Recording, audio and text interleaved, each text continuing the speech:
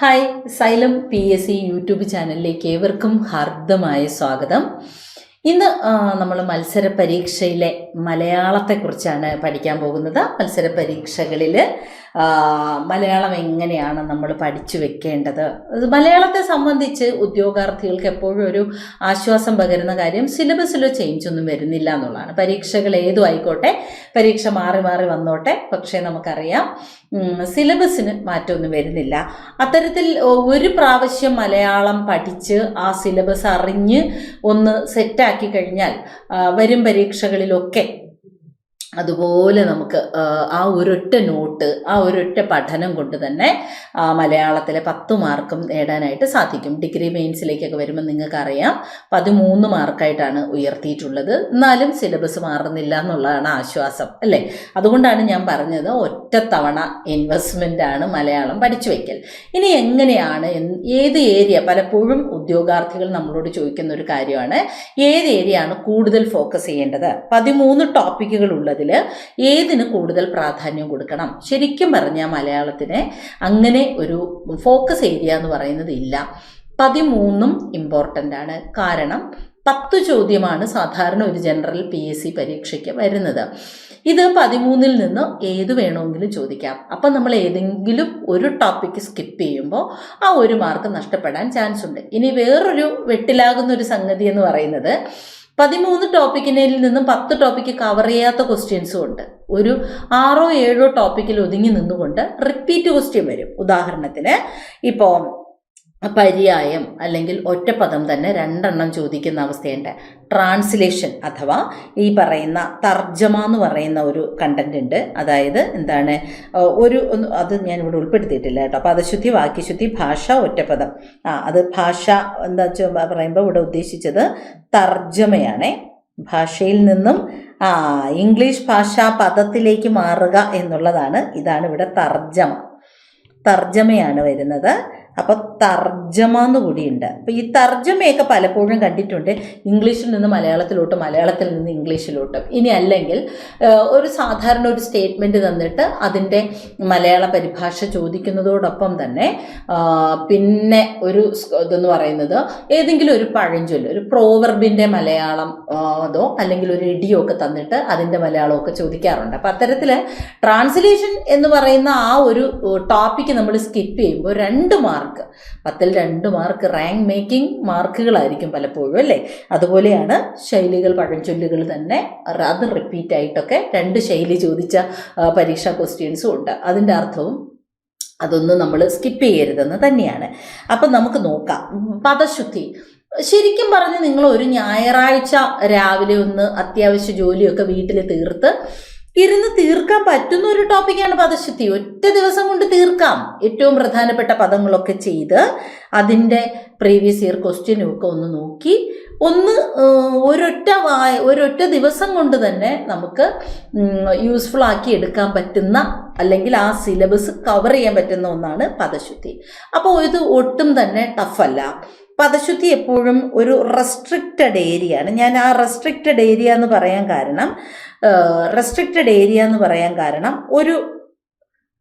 ഒരു പ്രത്യേക മേഖലയിൽ നിന്നുകൊണ്ടാണ് ചോദ്യം ചോദിക്കുന്നത്. ശരചന്ദ്രനാണെങ്കിലും ഇണ്ടലമാണെങ്കിലും കവയിത്രിയാണെങ്കിലും അങ്ങനെ പരന്നു പിടിച്ച ഒരു ക്വസ്റ്റ്യൻ കയറി പോകുന്ന ഒരു ഏരിയ ഇല്ല പദശുദ്ധിയിൽ.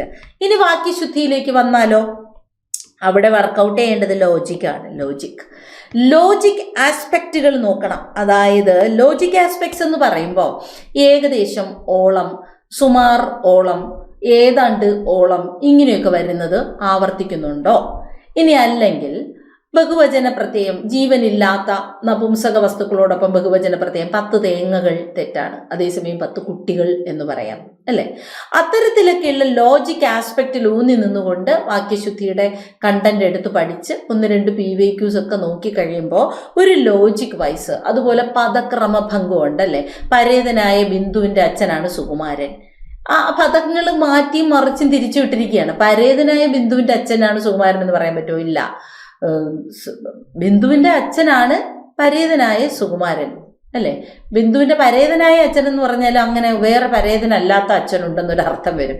അതുകൊണ്ട് ബിന്ദുവിൻ്റെ അച്ഛനാണ് പരേതനായ സുകുമാരനാണ് കറക്റ്റ്. അപ്പം ഇത്തരത്തിലൊക്കെ പദങ്ങൾ ക്രമീകരിച്ചിരിക്കുന്നതിലൊക്കെ വ്യത്യാസം. പിന്നെ അർത്ഥപൗനരുക്തവും വരും വാക്യശുദ്ധിയിൽ. അർത്ഥപൗന, എനിക്ക് രാവിലെ കഴിക്കാനുള്ള പ്രാതൽ നിർബന്ധമാണ്. രാവിലെ കഴിക്കുന്നതാണല്ലോ പ്രാതൽ, പിന്നെ അങ്ങനെ പറയേണ്ട ആവശ്യമുണ്ടോ? അതുപോലെ തന്നെ ഉച്ചയ്ക്ക് ഞാൻ ചോറുണ്ടു. കേൾക്കുമ്പോൾ നമുക്ക് ഒരു തെറ്റും തോന്നില്ല, പക്ഷെ ഉച്ചയ്ക്കാണ് ഉണ്ണുന്നത്. നമ്മൾ ഒരു ദിവസം ചിലപ്പോൾ നല്ല മീൻകറിയൊക്കെ ഉണ്ടെങ്കിൽ 3 പ്രാവശ്യം ഉണ്ണും. പക്ഷെ അതല്ല, സാധാരണ നോർമൽ ഒരു മനുഷ്യൻ ഉണ്ണേണ്ടത് ഉച്ചയ്ക്കാണ്. രാത്രിയുള്ള അത്താഴം ഞാൻ മുടക്കാറില്ല. രാത്രിയാണല്ലോ അത്താഴം കഴിക്കുന്നത്, സോ അത്താഴം ഞാൻ മുടക്കാറില്ല എന്ന് പറഞ്ഞാൽ മതി. അപ്പം ഇവിടെയൊക്കെ ഗർഭിണികളായ സ്ത്രീകൾ ക്യൂവിൽ നിൽക്കരുത്. അങ്ങനെയാണെങ്കിൽ പിന്നെ ഗർഭിണികളായ ആണുങ്ങൾ ക്യൂവിൽ നിൽക്കണോ? അങ്ങനെ ഒരു ചോദ്യം വരും. ആണുങ്ങൾ ഗർഭം ധരിക്കില്ലല്ലോ, സോ ഗർഭിണികൾ ക്യൂവിൽ നിൽക്കരുത് എന്ന് മതി. ഗർഭിണികളായ സ്ത്രീകൾ ക്യൂവിൽ നിൽക്കരുത് എന്ന് മതി. ഇവിടെ പദങ്ങളല്ല ആവർത്തിച്ചിരിക്കുന്നത്, അർത്ഥം കൊണ്ടൊരു കല്ലുകടിയുണ്ട് അതിനകത്ത്, അല്ലേ? പരിക്കുകളോടെ ഓടിക്കൂടിയ നാട്ടുകാരാണ് ഞങ്ങളെ രക്ഷിച്ചത്. അങ്ങനെ പറയുമ്പോൾ പരിക്കുകൾ അവിടെ പദക്രമഭംഗമാണ്. ഓടിക്കൂടിയ നാട്ടുകാരാണ് ഞങ്ങളെ പരിക്കുകളോടെ രക്ഷപ്പെടുത്തിയത്. അത്തരത്തിലൊക്കെ ലോജിക് ആസ്പെക്റ്റ് ഏറ്റവും പ്രധാനം. ഇത് കാണാതെ പഠിക്കാൻ പറ്റൂലേ, വാക്യശുദ്ധി കാണാതെ പഠിക്കാൻ പറ്റൂല. എന്താണ് മുൻ ചോദ്യങ്ങളിൽ വന്ന മിസ്റ്റേക്സ് എന്നൊക്കെ നോക്കി, എൻ്റെ കൂടെ ജോലി ചെയ്യുന്ന ഒരു സഹപ്രവർത്തകനെ ഞാൻ ഇന്ന് വഴിയിൽ വെച്ച് കണ്ടു. കൂടെ ജോലി ചെയ്യുന്ന ആളിനെയാണല്ലോ സഹപ്രവർത്തകൻ എന്ന് പറയുന്നത്. പിന്നെ അത് റിപ്പീറ്റ് ചെയ്യേണ്ട ആവശ്യമില്ല. എൻ്റെ കൂടെ ജോലി ചെയ്യുന്ന ഒരാളിനെ കണ്ടു എന്നോ അല്ലെങ്കിൽ എൻ്റെ സഹപ്രവർത്തകനെ ഞാൻ കണ്ടു എന്നോ മതി. അപ്പം ഇത്തരത്തിലൊക്കെ ചോദ്യങ്ങൾ ആവർത്തിച്ച് വായിച്ചെടുക്കേണ്ടുന്ന ലോജിക് ആസ്പെക്റ്റിന് ഒരുപാട് പ്രാധാന്യം കൊടുത്ത് മാത്രം ഒരു ഉദ്യോഗാർത്ഥി സമീപിക്കേണ്ടുന്ന ഒരു ഏരിയയാണ് ഈ പറഞ്ഞ വാക്യശുദ്ധി. നമുക്കറിയാം, പുതുതായി ഡിഗ്രി ലെവൽ പരീക്ഷകളിലായാലും ശരി, അല്ലാത്ത പരീക്ഷകളിലായാലും ശരി, പെട്ടെന്ന് ഹാൾ ടിക്കറ്റ് കിട്ടിയിട്ട് ഓടി വന്നല്ല ഒരു ഉദ്യോഗാർത്ഥി പരീക്ഷ എഴുതുന്നത്. പലപ്പോഴും UPSC പോലുള്ള വലിയ വലിയ പരീക്ഷകൾക്ക് പ്രാക്ടീസ് ചെയ്ത് പിന്നീട് എന്നാൽ സർക്കാർ ജോലിയാണ് കുറച്ചുകൂടി അഭികാമ്യം, മറ്റേത് കിട്ടാൻ കുറച്ച് പ്രയാസമാണ്, അല്ലെങ്കിൽ കാത്തിരിക്കേണ്ടി വരുമെന്നൊക്കെ കണ്ട് എത്രയും പെട്ടെന്നൊരു ഗവൺമെൻറ് ജോലി, നല്ല ഗ്ലാമറസ് ആയിട്ടുള്ളൊരു ജോലിയാണ് തന്നെയാണ് സർക്കാർ ജോലി. അപ്പോൾ അതിന് വേണ്ടിയിട്ട് വരുന്ന ഒരു ഉദ്യോഗാർത്ഥിയെ സംബന്ധിച്ചിടത്തോളം നിങ്ങൾക്കൊരു ഒരു ഒരു വശം എന്ന് പറയുന്നത്, മലയാളം പലർക്കും അത്ര കണ്ട് ക്ലിയർ ആയിരിക്കില്ല, അല്ലെങ്കിൽ മലയാളത്തിൽ അത്ര കണ്ട് പ്രാവീണ്യം ഉണ്ടാവില്ല. പലപ്പോഴും എൻജിനീയറിംഗ് ബാക്ക്ഗ്രൗണ്ട്, അതുപോലെ സയൻസ് ബാക്ക്ഗ്രൗണ്ടിൽ നിന്നൊക്കെ വരുന്ന കുട്ടികൾക്ക് അധികം മലയാളത്തിൽ പ്രാവീണ്യം ഉണ്ടാവണമെന്നില്ല. സോ മലയാളം ഈ 13 ടോപ്പിക്കും അറിഞ്ഞു പഠിച്ചാൽ മലയാളത്തിലെ മാർക്ക് പലപ്പോഴും റാങ്ക് മേക്കിംഗ് മാർക്കാകുന്നതും അതുകൊണ്ടാണ്. കാരണം അങ്ങനെ ചോദിക്കുമ്പോൾ മലയാളം ഇവർക്കൊന്നും ഒട്ടും അറിയില്ല, അതല്ല ഞാൻ ഉദ്ദേശിച്ചത്. ജോഗ്രഫി, ഹിസ്റ്ററി, അതുപോലെ തന്നെ നമുക്കറിയാം സയൻസ് ആൻഡ് ടെക്നോളജി, കോൺസ്റ്റിറ്റ്യൂഷൻ തുടങ്ങിയ സബ്ജക്റ്റുകളിലൊക്കെ ആഴത്തിലുള്ള അവഗാഹമുള്ള ഉദ്യോഗാർത്ഥികൾക്ക് പലപ്പോഴും മലയാളം ഒരു ബാലികേറ മലയായിരിക്കും. കാരണം അവർ പഠിച്ചത് CBSE ICSE സിലബസുകളിൽ ഊന്നി നിന്നുകൊണ്ടോ, അല്ലെങ്കിൽ അവർ പഠിച്ചതിലൊന്നും തന്നെ മലയാളത്തിന് വേണ്ടത്ര ഈ പറഞ്ഞ സ്ട്രോങ് വൊക്കാബുലറി ഒന്നും പഠിച്ചിട്ടില്ലാത്തവർക്ക് ഇവിടെ. അപ്പം നമുക്കെപ്പോഴും നമ്മൾ റാങ്ക് മേക്കിംഗ് സബ്ജക്റ്റാണ് മലയാളത്തിലെ മാർക്ക്. അപ്പം പഴുതടച്ച് ഓരോ സിലബസിലോ ഓരോ ടോപ്പിക്കും പഴുതടച്ച് തന്നെ പഠിച്ചു പോകേണ്ടതുണ്ട്. തർജ്ജമ പലതരത്തിൽ ട്രാൻസ്ലേഷൻ വരും. ഞാൻ നേരത്തെ പറഞ്ഞ പോലെ ഒരു ഇംഗ്ലീഷ് സ്റ്റേറ്റ്മെൻറ്റ് തന്ന് മലയാളത്തിലേക്ക് ആക്കാൻ പറയും, കമ്പാരിറ്റീവ്ലി എളുപ്പമാണ്. ഇനി ഒരു പ്രോവർബ് തന്നിട്ട് അതിൻ്റെ എക്സാക്റ്റ് മലയാളം, ഇപ്പം നമ്മൾ പറയുകയാണ് carry coals to the Newcastle, logic വെച്ച് പിടിക്കാനേ പറ്റില്ല. ചിലതൊക്കെയാണെങ്കിൽ നമുക്ക് കിട്ടും. ഇപ്പം only crying child gets milk, കേൾക്കുമ്പോൾ തന്നെ അറിയാം കരയുന്ന കുഞ്ഞിനെ പാലുള്ളൂ, അല്ലേ? Even a crow it's baby it's precious, കാക്കയ്ക്കും തൻകുഞ്ഞ് പൊൻകുഞ്ഞ് എന്നൊക്കെ പറയുമ്പോൾ നമുക്കത് കിട്ടും. But carry coals to the Newcastle എന്ന് പറഞ്ഞാൽ, ന്യൂ കാസിൽ എന്ന് പറയുന്ന സ്ഥലത്താണ് ലോകത്തിൽ ഏറ്റവും കൂടുതൽ കൽക്കരി ഡിഗ് ചെയ്തെടുക്കുന്നത്. അവിടേക്ക് നമ്മൾ കുറച്ച് കൽക്കരിയും കൊണ്ട് പോകുന്നതിലെ അനൗചിത്യമാണ് ഉദ്ദേശിക്കുന്നത്. അതിൻ്റെ മലയാളം പ്രോവർബ്, മലയാളം പഴഞ്ചൊല്ലിലേക്ക് വരുമ്പോൾ നമുക്ക് പറയാൻ പറ്റും, കൊല്ലക്കുടിയിൽ സൂചി വിൽക്കുക. അതായത് കൊല്ലൻ്റെ ആലയിലാണ് എല്ലാ ഉപകരണങ്ങളും ഉണ്ടാക്കുന്നത്, അവിടെ ഒരു സൂചി വിൽക്കാൻ കൊണ്ട് ചെല്ലുന്നതിലെ അനൗചിത്യം. അപ്പം അങ്ങനെ ലോജിക് വൈസ് അവിടെ എടുക്കേണ്ടതുണ്ട്. പക്ഷെ അതും ഈ പറഞ്ഞൊരു റെസ്ട്രിക്റ്റഡ് ഏരിയ ആണ് തർജ്ജമ, എങ്കിലും ശ്രദ്ധിക്കണം. കുറച്ച് ഇഡിയംസ് ഒക്കെ വരും. വെറ്റ് ബ്ലാങ്കറ്റ് എന്ന് പറയുന്ന ഒരു ഇഡിയമുണ്ട് ഇംഗ്ലീഷിൽ, വെറ്റ് ബ്ലാങ്കറ്റ്. അതിന് ഇംഗ്ലീഷിലെ അർത്ഥം the person who purposefully spoil others happiness, a person who spoil others happiness, വേറൊരാളിൻ്റെ സന്തോഷം പർപ്പസ്ഫുള്ളി നശിപ്പിക്കാൻ ചെല്ലുന്ന ആളുകളെയാണ് ഇംഗ്ലീഷിൽ വെറ്റ് ബ്ലാങ്കറ്റ് ഓർ ഗൂസ്ബെറി എന്ന് വിളിക്കുന്നത്. നമ്മൾ കേട്ടിട്ടുണ്ട്, ഗൂസ്ബെറി മീൻസ് നെല്ലിക്കയാണ്. പക്ഷേ ഈ മലയാളത്തിൽ അതിന് പറയുന്ന പേര് നമ്മൾ പെട്ടെന്ന് വെറ്റ് ബ്ലാങ്കറ്റ് എന്ന് കേൾക്കുമ്പോൾ നനഞ്ഞ പുതപ്പ്, PSCക്ക് അതറിയാം, അവർ ഫസ്റ്റ് ഓപ്ഷൻ തന്നെ നനഞ്ഞ പുതപ്പായിരിക്കും. അല്ല, സ്വർഗത്തിലെ കട്ടുറുമ്പ് ആണ്. എന്താണ്? സ്വർഗത്തിലെ കട്ടുറുമ്പ്. വെറ്റ് ബ്ലാങ്കറ്റ് മീൻസ് സ്വർഗത്തിലെ കട്ടുറുമ്പ്. അപ്പം ഇത്തരത്തിലൊക്കെ ഉള്ള ഇഡിയം പെട്ടെന്ന് നമുക്ക് കിട്ടില്ല, പഠിച്ചാൽ തന്നെയും കിട്ടുള്ളൂ. അങ്ങനെയൊക്കെ ഉള്ളതാണ് തർജ്ജമയിൽ വരുന്നത്. പിന്നെ ഒറ്റപ്പദമാണ്. ഇറ്റ്സ് എ റെസ്ട്രിക്റ്റഡ് ഏരിയ ആണ്. റെസ്ട്രിക്റ്റഡ് മീൻസ്, ഞാൻ റെസ്ട്രിക്റ്റഡ് എന്ന് പറയുന്നതിലേ നിങ്ങൾക്ക് എന്നുവെച്ചാൽ ഞാൻ അതാണ് ഉദ്ദേശിച്ചത്. What is restricted area? അവർക്കൊരു PSCക്ക് കയറി മറിക്കാനൊന്നുമില്ല. അത്രയും ഏരിയയിൽ നിന്നുകൊണ്ടേ ചോദിക്കാൻ പറ്റൂ. നമുക്കൊരു കണ്ടന്റ് എടുത്ത് പഠിച്ചാൽ അതിൽ നിന്ന് കിട്ടും ഒറ്റപ്പദം, അത്രയ്ക്കേ ഉള്ളൂ. വിശാലമായ ഒരു പിന്നെ പുഴ പോലെ അല്ല, ഒരു ചിറ പോലെയാണ്, കെട്ടി ഒതുക്കി നിർത്തിയിട്ടുണ്ട്. ഇതിനകത്തുനിന്ന് വേണം ഇവർ മുങ്ങിത്തപ്പി എടുക്കാൻ, അല്ലാണ്ട് ഇങ്ങനെ പരന്ന് പിടിച്ച് കിടക്കുകയല്ല. അതുകൊണ്ട് തന്നെ നമുക്കിത് ആശാവഹമായ ഏരിയയാണ് ഒറ്റപ്പദം. ഇനിയുള്ളത് വിപരീതമാണ്. വിപരീതവും അതുപോലെ റെസ്ട്രിക്റ്റഡ് ഏരിയ. പക്ഷെ പര്യായം അങ്ങനെയല്ല. പര്യായം എപ്പോഴും SCERTയിൽ ഊന്നി നിന്ന് പഠിക്കണം.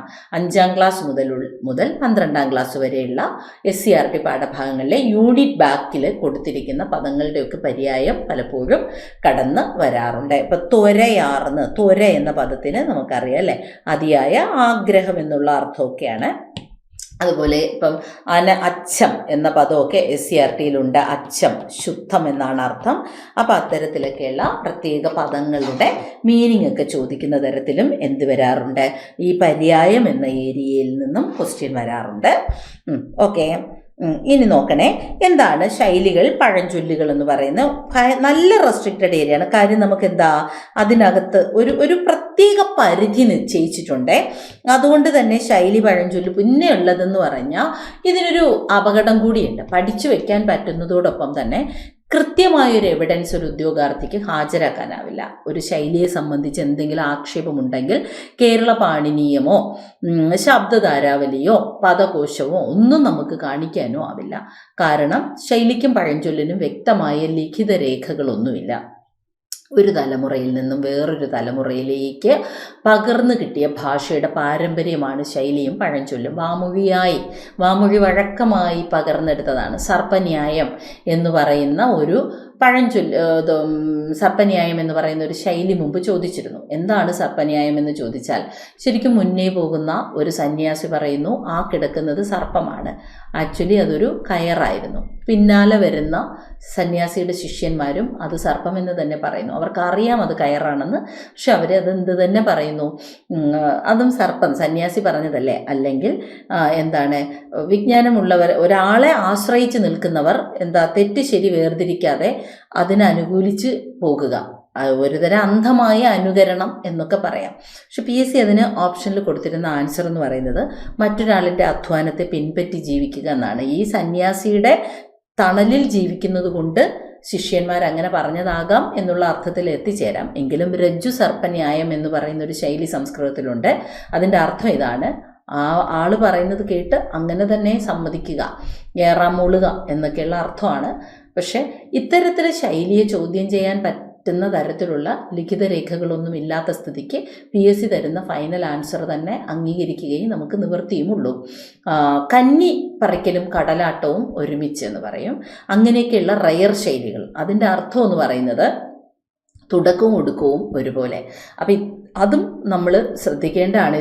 ശൈലി, പഴഞ്ചൊല്ല് നിങ്ങൾക്ക് അറിയാമല്ലോ, അത് പ്രാദേശികമായി ഒരുപാട് പറഞ്ഞ് പഴകി ഓരോ 6 മലയാളിക്ക് 100 മലയാളം എന്ന് പറഞ്ഞതുപോലെ ഓരോയിടത്തും ഓരോ പഴഞ്ചൊല്ലാണ്. പക്ഷെ അത് PSC തരുന്ന ഉത്തരം നമുക്ക് അംഗീകരിക്കുകയും നിവർത്തിയുള്ളൂ. എങ്കിലും കഴിയുന്ന PYQ ഒക്കെ വെച്ചിട്ട് കാര്യമായിട്ടൊന്ന് ശൈലിയും പഴഞ്ചൊല്ലും കൂടി പഠിച്ചു പോകേണ്ടതുണ്ട്.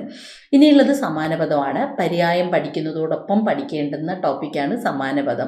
ഇപ്പം മുകിൽ എന്ന പദത്തിന് സമാനമായ പദം ഏതെന്ന് ചോദിക്കുമ്പോൾ താഴെ നീരദം എന്നും അതുപോലെ നീരജം എന്നും അതുപോലെ തന്നെ നീരഥി എന്നും കൊടുത്തിരിക്കും.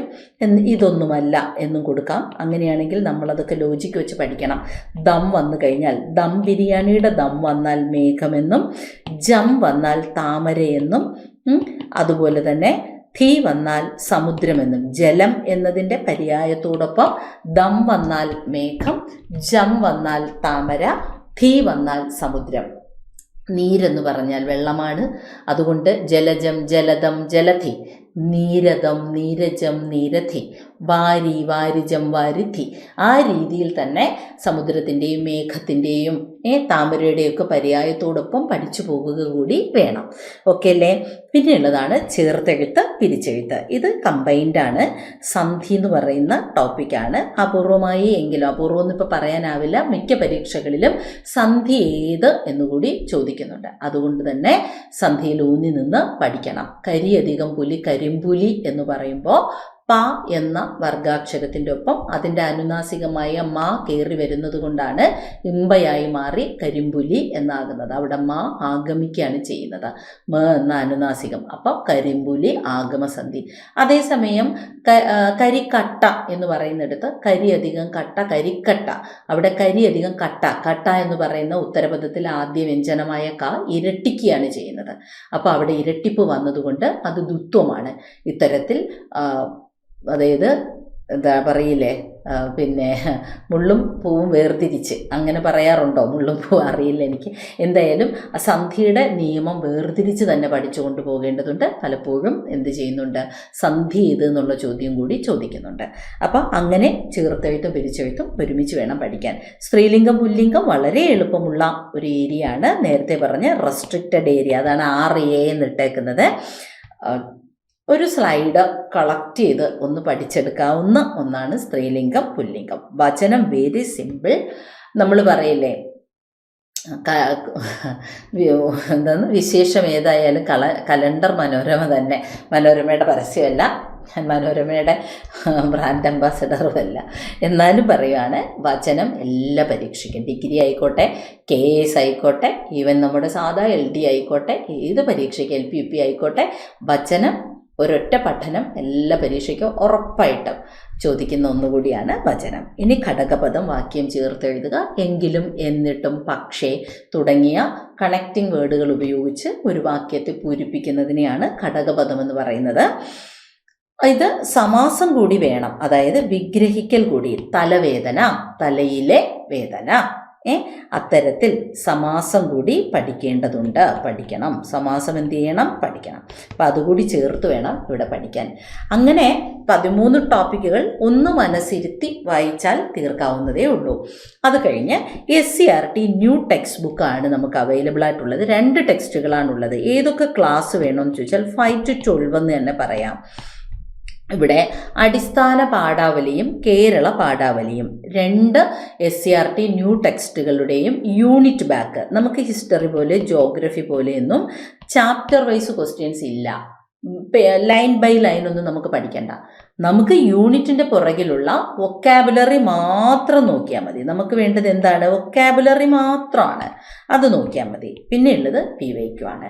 PYQ എന്ന് പറയുമ്പോൾ അറിയാമല്ലോ, ഇത്രയും നോക്കി SCERTയും കൂടി നോക്കി കഴിഞ്ഞിട്ട് എന്ത് ചെയ്യാം? പ്രീവിയസ് ഇയർ ക്വസ്റ്റ്യൻസ് എടുത്ത് മലയാളം ലാസ്റ്റ് പോർഷനാണ് വരുന്നത്, 10 മാർക്കിന്. അത് നമുക്ക് എന്ത് ചെയ്യാം? ഒന്ന് നന്നായി നോക്കി വയ്ക്കാം. ഓക്കെ, അപ്പോൾ ഇത്രയും കാര്യങ്ങളാണ് മലയാളത്തിൽ എനിക്ക് പറയാനുള്ളത്. സൈലം PSCയിൽ വരുന്ന എല്ലാ പരീക്ഷകൾക്കുമുള്ള ബാച്ചുകളിലും മലയാളം നന്നായി തന്നെ പഠിപ്പിച്ച് റിവിഷനുമൊക്കെ ചെയ്താണ് വിടുന്നത്. സോ നിങ്ങൾ അങ്ങനെ ഏതെങ്കിലുമൊക്കെ ഒരു ബാച്ച് എടുത്തു വരികയാണെങ്കിൽ മലയാളം ക്ലാസ്സുമായിട്ട് നമുക്ക് ക്ലാസ് റൂമിൽ കാണാം. Okay, by.